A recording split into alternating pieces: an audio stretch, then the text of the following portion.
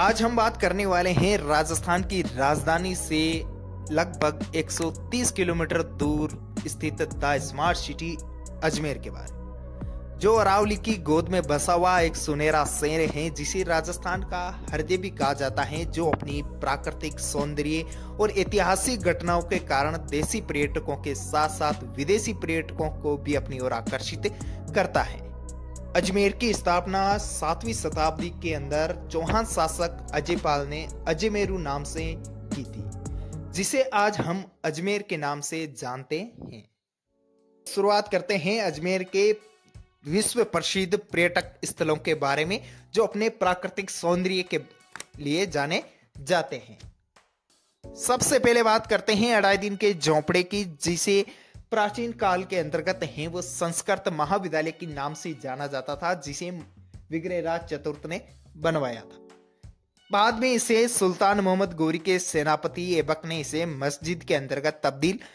आगे बात करते हैं ख्वाजा साहब की दरगाह के बारे में। ख्वाजा साहब की दरगाह पर्यटन की दृष्टि से एक मनोरम दृश्य पेश करते हैं, जहां पर देसी पर्यटकों के साथ साथ विदेशी पर्यटक हैं, जहां पर हिंदू व मुस्लिम दोनों समुदाय के लोग हैं वहां पर जाते हैं।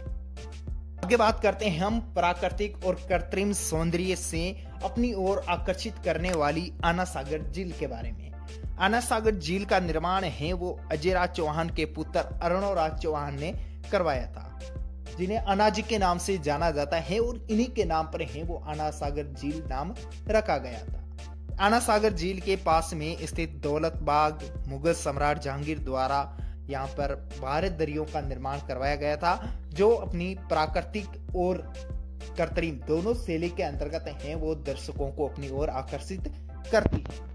अब चलते हैं आना सागर से कुछ ही दूरी पर स्थित सोनी जी की नसिया, जिसका निर्माण है वो 19वीं सदी के अंतर्गत करवाया गया था। ये एक जैन मंदिर है, जो भारत के समृद्ध मंदिरों में से एक माना जाता है, जिसका प्रवेश द्वार है वो लाल पत्थर से बनाया गया है, और अंदर की दीवारें हैं जिसे संगमरमर से बनाई गई हैं।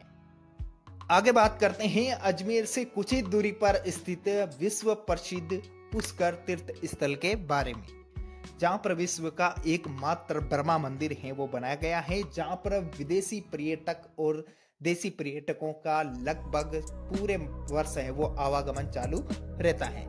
अगर आप अजमेर के अंतर्गत घूमने के लिए आए हैं, अगर आपने ब्रह्मा मंदिर नहीं देखा तो आपने सब कुछ मिस कर दिया है।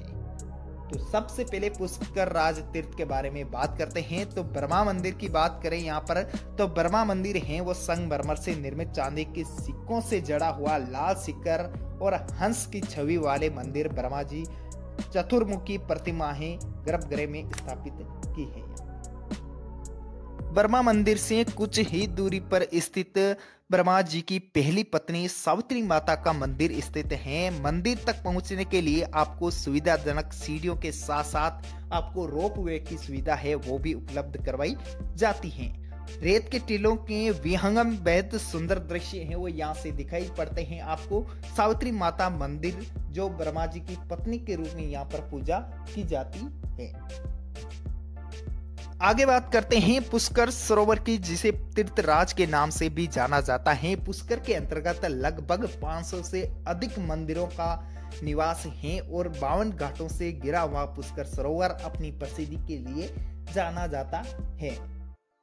पुष्कर पशु मेला है वो कार्तिक मास के अंतर्गत है वो आयोजित किया जाता है। यहाँ पर पुष्कर पशु मेले के लक्की मेले के नाम से भी जाना जाता है। यहाँ पर विदेशी पर्यटकों का आवागमन ज्यादा होने की वजह से इसे रंगीन मेले के नाम से भी जाना जाता है, जहाँ से देश विदेश से पर्यटक आते हैं।